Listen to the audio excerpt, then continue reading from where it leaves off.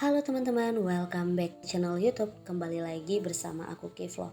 Oke teman-teman, terima kasih buat kalian yang udah klik video ini karena ini adalah judul baru dari cerita horor kita malam ini. Judulnya adalah Bisikan Iblis, Nyawa yang Tergadaikan. Kita langsung aja. Malam ini gue mau cerita sebuah cerita nyata yang pernah diceritakan oleh salah satu teman gue waktu SMP. Sebuah cerita yang membuat bulu kuduk gue selalu merinding tiap mendengar detail dari sebuah peristiwa yang lebih dari sekedar teror. Sebuah cerita yang akan membuat gue berpikir ulang dari apa arti sebuah kematian yang sebenarnya. Sebuah cerita tentang sebuah keluarga yang terikat dengan sebuah takdir yang akan membawa mereka dalam satu bencana yang disebut Sirep Dunyoto. Hidup namun mati. Di sini gue akan menceritakan semuanya dari sudut pandang Andi, teman SMP gue yang pernah menjadi saksi peristiwa ini. Berlatarkan tahun 2000-an, cerita ini terjadi di sebuah kabupaten di Jawa Timur. Yang gak gue bisa katakan di mana tempatnya berada, karena ini adalah privacy. Dan disinilah semuanya kita mulai. Di, ini rumahnya siapa? Kok besar sekali? Tanya teman gue, Randu. Seperti biasa, setiap minggu pagi adalah waktu yang tepat bagi gue untuk bersepeda keliling kampung. Dan pagi ini menjadi lebih spesial ketika teman baik gue di SMP, Randu dan Riven, datang jauh dari kota untuk bisa berlibur dan menginap di kampung gue. Sebenarnya alasan teman gue menginap bukan untuk sekedar menginap dan mengenal rumah dan kampung gue, namun untuk melihat saksi bisu dari peristiwa yang tempo hari gue ceritain ke mereka. Sebuah cerita yang akan berhubungan dengan rumah besar di depan gue ini.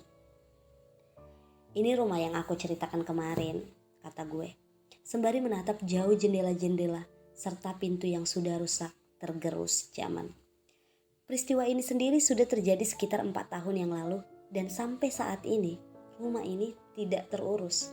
Seolah menyimpan semua kengerian itu sendiri di atas tanah ini.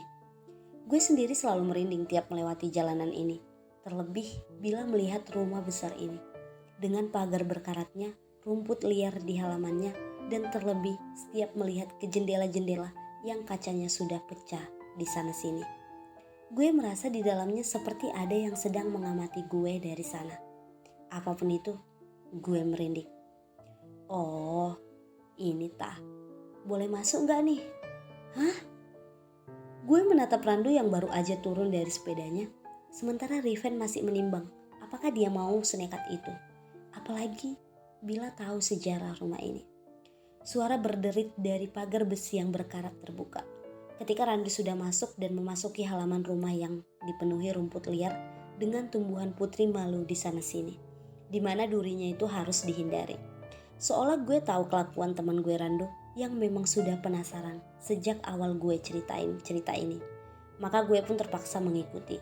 Riven pun mau tak mau juga harus mengikuti. Setelah susah payah melewati semak belukar dan rerumputan yang tingginya hampir sedengkul, akhirnya kami sampai di teras rumahnya. Keramiknya masih tampak bagus, meski dipenuhi debu dan dedaunan yang entah tertiup angin dari pohon yang mana di sekitar sini. Bisa dibuka nggak ini? Kata Rando. Jangan, kata gue khawatir.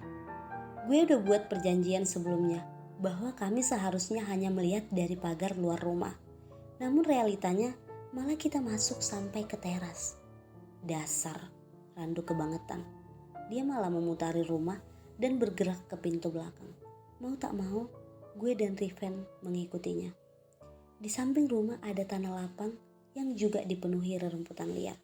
Banyak pohon di sana sini, mulai dari mangga hingga rambutan.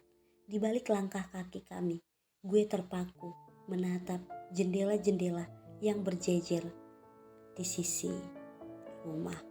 Berharap gak mendapatkan pemandangan yang tidak diinginkan. Syukurlah kami sampai di pintu belakang dengan pemandangan yang gak kalah tak karuan seperti teras depan. Bau amis dan pesing tercium di sana sini. Beberapa kali gue menahan penciuman hidung gue. Di lain hal, Riven hanya dia memandang ke sana kemari. Nyalinya menciut manakala dia melihat ke arah ayunan besi yang gak kalah berkarat dibandingkan pagar rumah depan. Itukah ayunan yang kamu ceritakan? Randu pun menatap ayunan itu. Kami bertiga tampak tegang karena gue pernah mendengar bahwa setiap malam hari ayunan itu selalu berayun sendiri, meninggalkan suara berdenyit dari besi yang sudah lama. Oke teman-teman, mungkin besok aja kita lanjut lagi ceritanya. Terima kasih buat kalian yang telah mendengarkan. Jangan lupa like dan komen. Kalian mau cerita apa? Oke teman-teman, see you next time.